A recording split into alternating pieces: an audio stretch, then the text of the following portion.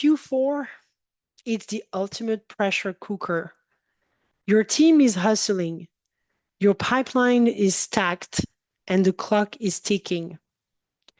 But here is the thing: success in the last quarter isn't just about working harder, it's about working smarter. Today, we are breaking down the ultimate Q4 checklist for sales managers and account executives. From closing deals and coaching your team to planning for a killer Q1, I've got actionable tips and real world example to help you dominate the final stretch of the year. Are you ready to finish strong? Let's dive in.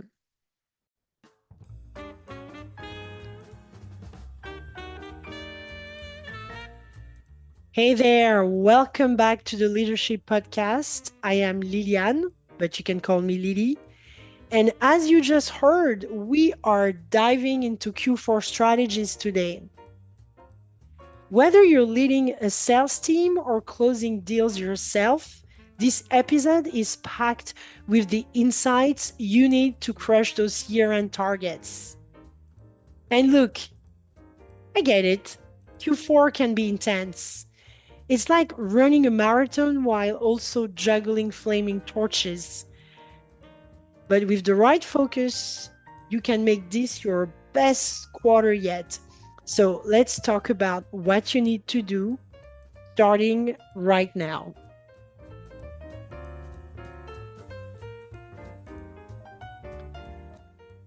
All right, sales managers, let's start with you. Your team looks to you for guidance, so let's talk about how to steer the ship. Revenue and goal alignment. These are top of mind. So first thing first, know your number. Pull up your dashboard and look at how you're pacing towards your revenue goal. Let's say you're at 80% and there is weeks left. What's the plan? Identify the deals most likely to close and double down on those. It's not the time to chase cold leads. And hey, stretch goals are awesome, but be real about what's achievable. If your team's average deal cycle is 90 days, you're not closing fresh leads this quarter. Pipeline reviews and coaching. Here's the thing: stop doing generic pipeline reviews. Instead, get specific. Let's say Sarah on your team has a 50K deal stuck in the proposal stage. Sit down with her and ask what's stopping them from signing. Do they need a final push like a free implementation offer or extra seats for next year? You know, help your reps problem solve.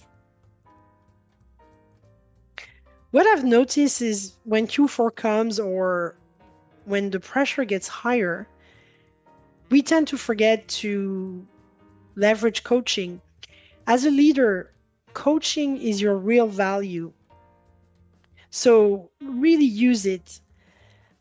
I highly recommend you leverage MedPeak as your framework to run a structured conversation with your account executive. Make sure that they understand their deal's dynamics and the gaps that need to be fixed. So make sure that the AE comes prepared for this session, because the goal is really to get actionable coaching, and obviously we want to improve win rates. So the account executive needs to come with a deal summary and account plans and relevant data. So first thing is you start the session with a bit of an introduction and information regarding the context of the up. So it's all about getting an overview of the deal, what's the situation with the customer or prospect, so that you understand exactly where you stand, where you and him stand with that deal.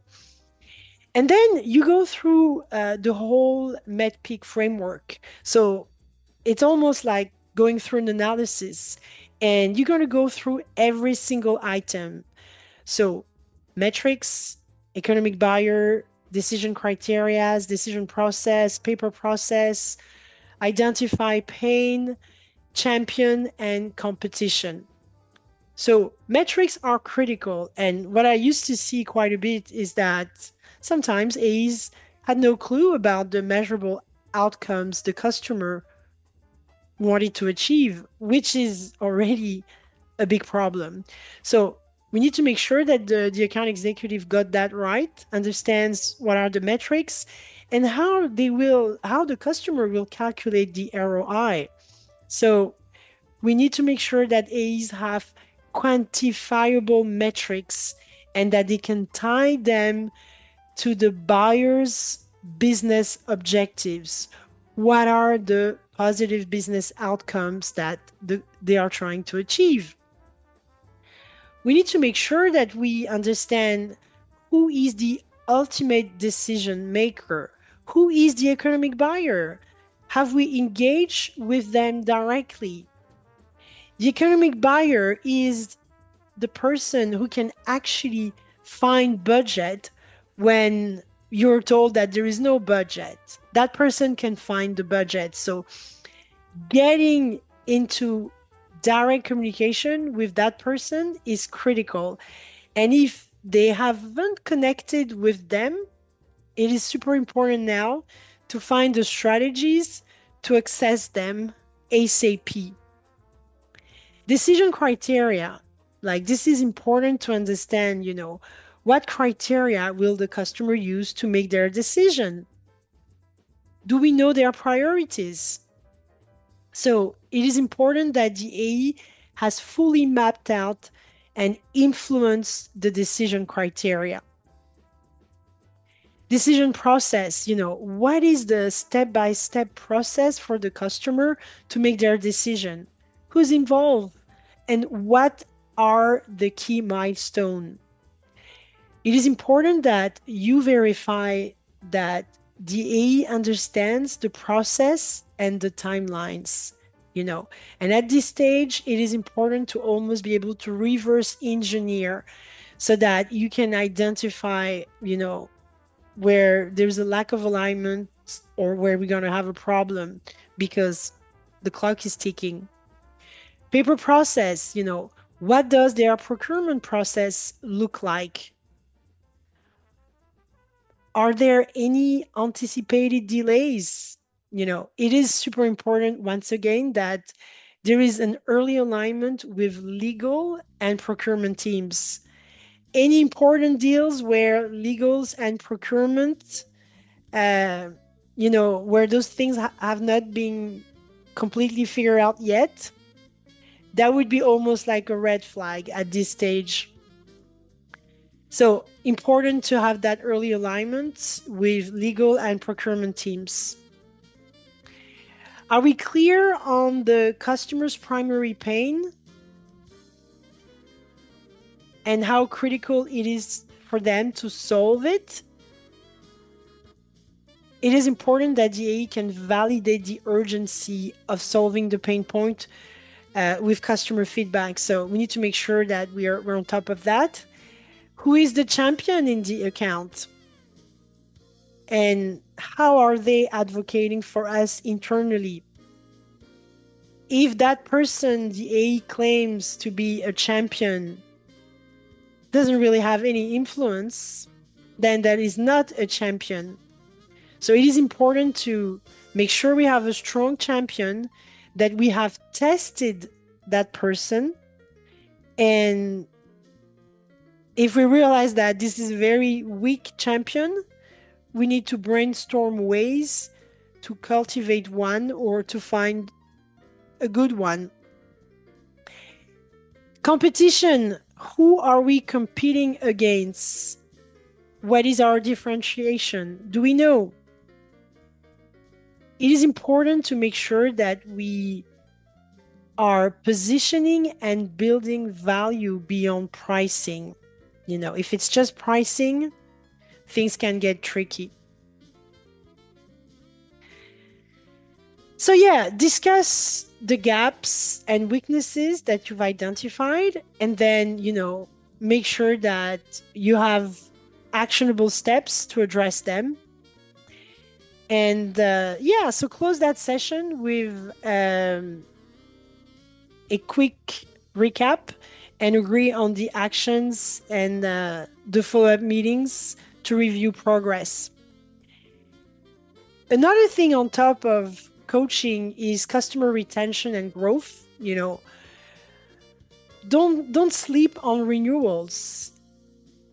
If you lose a major account, it'll overshadow your wins. So work with customer success team to flag at-risk accounts. For example, if you got a client who hasn't used your product in 3 months, now it's time to reach out. Make sure that you plan for Q1.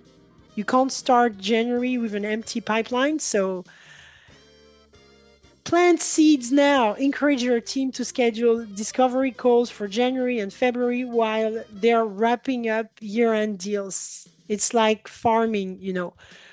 What you plant now, you harvest next quarter.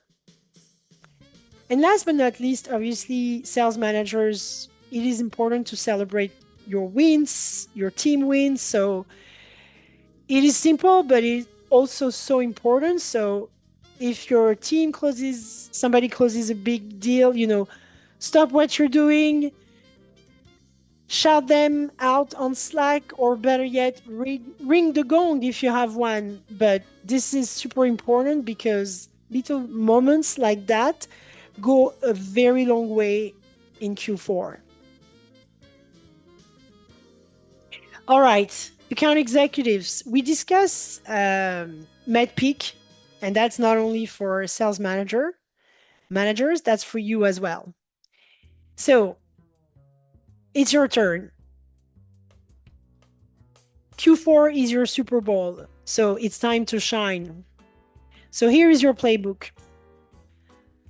Prioritize the pipeline. Don't get distracted chasing everything. Focus on the deals that are closest to closing. For example, if you got 3 deals that just need legal approval, spend your energy there instead of chasing a prospect who still needs a demo. That's common sense, I know, but I've seen it with my reps. Focus is important. Close like a pro. Make it easy for your buyer to say yes. If you've got a deal on the fence, ask yourself, what's the one thing that could tip the scales? Maybe it's offering a slight discount or throwing a free feature. For instance, I remember I had a rep who closed like a 30K deal in December just by offering a client one extra month of service for free. That tiny incentive sealed the deal. That created a bit of an urgency. Don't forget to nurture your relationships. People don't do it, but in December, it is the time to send those thank you emails. One of my favorite tactics is dropping a handwritten note in the mail. Nobody does that anymore, so it stands out. And don't just say thank you for your business, make it personal. I loved collaborating with you on such and such project, and I am excited to help your team grow next year. Upselling opportunities. Don't forget your current customers are gold mines. Look at who's using your product the most and ask, what else can we do? What else can we do to help them? And stay ready for Q1. One of the best things you can do in Q4 is book time with your clients for January. A simple line like, hey, let's touch base in early January to plan your 2025 goals, shows that you're invested in their success beyond this very quarter. So we don't forget, relationships, and we always look ahead.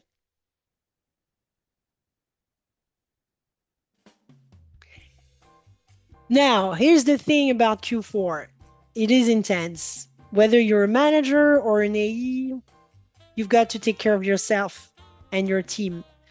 So stay organized, use whatever works for you, a to do list, your CRM, a project management tool, you know, do whatever you need to stay organized. Monitor your metrics. Keep an eye on your close rates and average deal size. Celebrate small wins. And last but not least, protect your energy. Q4 can feel like you're juggling 100 things at once. So don't forget to take breaks. I know it's basic, but even a 10-minute walk outside can reset your brain. So if you're a manager, encourage your team to do the same. It's not about working harder, it's about working smarter.